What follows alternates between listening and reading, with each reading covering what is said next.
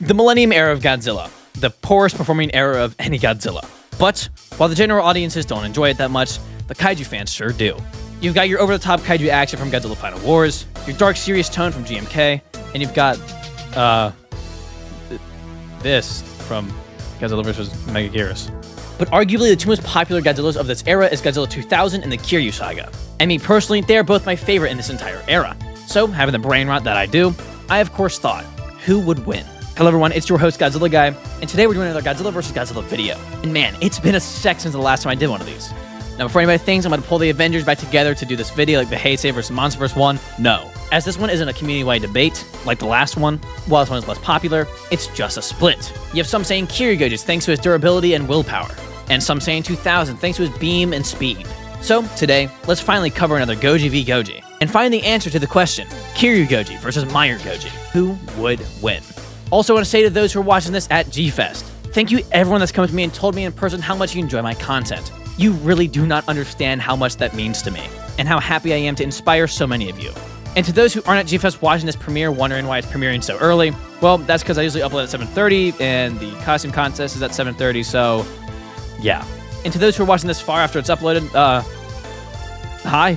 Yeah, anyways. Now, firstly we need to cover what categories they'll be fighting for, those being strength, speed, durability, IQ, battle intelligence, agility, beam strength, and abilities. I also want to add that we'll be staying away from statements, as if we take statements into account, it would easily be Kiryu Goji, as the Kiryu Saga is canon of the Showa era, and it's been stated that Kiryu Goji is the biggest threat ever, so he'd be stronger than the likes of King Ghidorah and Showa Godzilla himself.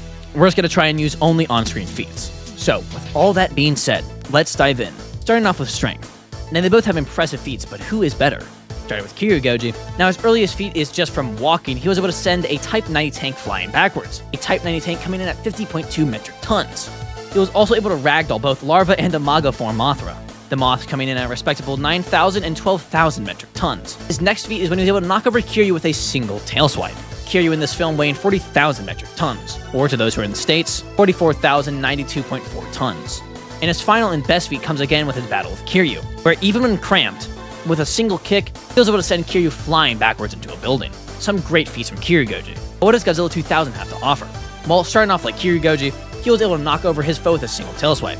Godzilla 2000's enemy being Orga, who weighs 45,000 metric tons. He was also able to knock the Millennium ship to the ground, but I couldn't find an official weight for it.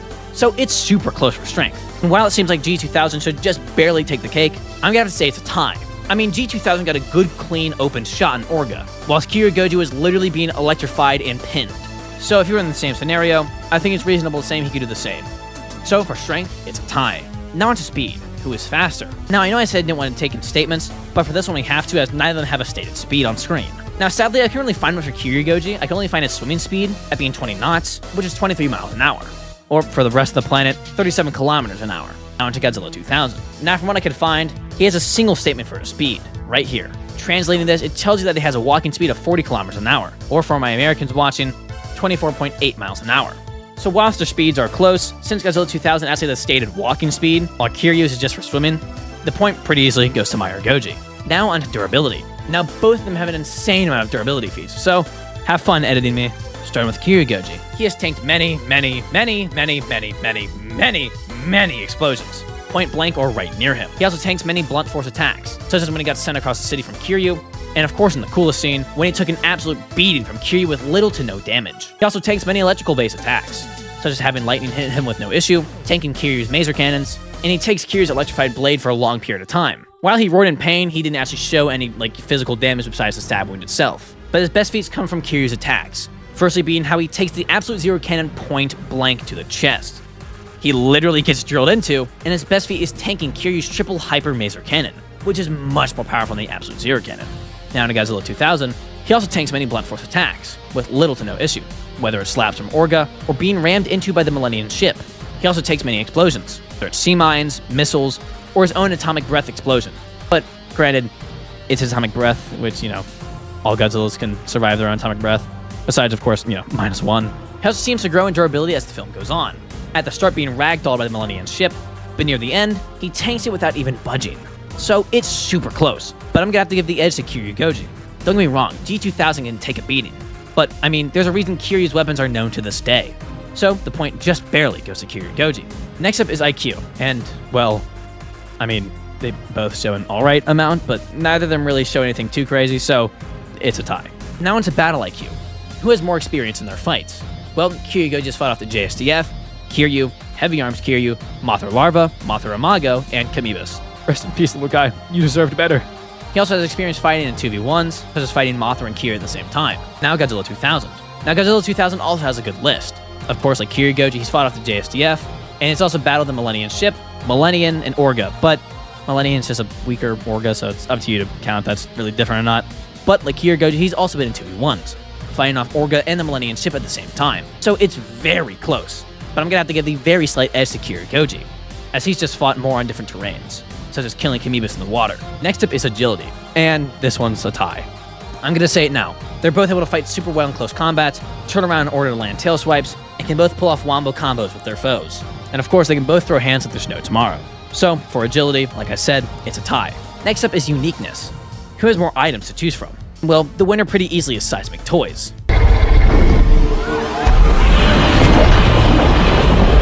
Now, what do I mean by uniqueness? Well, while many merch shops online sell newly released items, Seismic is more focused on getting you good stuff. Nice, rare, and vintage collectibles that would fit in anyone's collection. They are to other Godzilla merch websites what Bagan is to the Showa era. A little bit of everything. And while I normally show a couple of their product that they send me, today they're here at G-Fest with me. So let's take a look at their booth. And I mean, just look at the variety of stuff they've got. Whether it's figures, books, films, or just random things like this, they've got you covered. If you want to get your own cool merch, head over to seismictoys.com. That's SEISMICTOYS.com.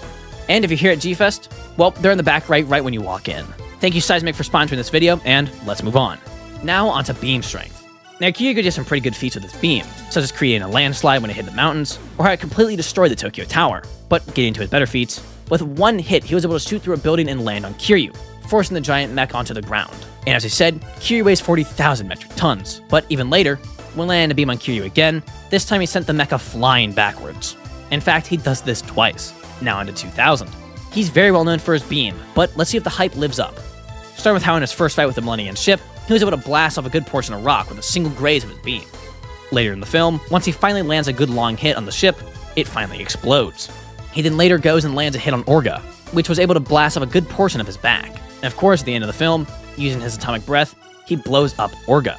So this is hard to say, but I'm gonna have to give the very slight edge to Kiryu-Goji. Don't get me wrong, G2000 has an extremely strong beam, but his beam is more hot than anything. It's never shown a good pushing power, and at no point does it knock over any of his targets. So if these two got in a beam clash, Kiryu-Goji's beam would overpower G2000's beam, and send him tumbling backwards. And now, finally, their abilities. Kiryu-Goji, like many other Godzillas, only has one ability, that being his atomic breath. Can't say amphibiousness, but this is just, being able to swim.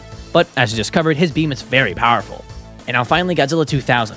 Again, like every other Godzilla, he has his atomic breath, but he also has a crazy healing factor. As we see with Orga, the Godzilla DNA allows kaiju to rapidly heal themselves. So when it comes to abilities, G2000 steals it. So finally, we have a score of 5 to 6. Kiryu-Goji takes durability, battle intelligence, and beam strength.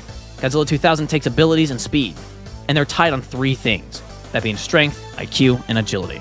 So, who wins? Well, it is super close. Possibly even more so than Heisei vs. Monsterverse, but I would say just barely Kiryu-Goji pulls through. I see him winning more than not. Now, why is this so close? I mean, most of their important stats were almost tied. Well, this battle is going to come down to 2 things. Godzilla 2000's regen versus Kiryu-Goji's beam. Godzilla 2000's regen is unmatched, being able to heal large portions of his body extremely fast.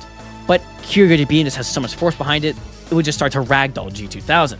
And eventually, I think Kiryu-Goji would do enough damage where G2000's regen would start to slow down, as you can't just have infinite regeneration. So after a long, fierce battle, Kiryu-Goji would come out on top. So what do you guys think? Let me know in the comments below. If you want to see more content like this, then of course, make sure to subscribe. And happy G-Fest, everybody. But as always, keep collecting. Godzilla Guy out. See ya.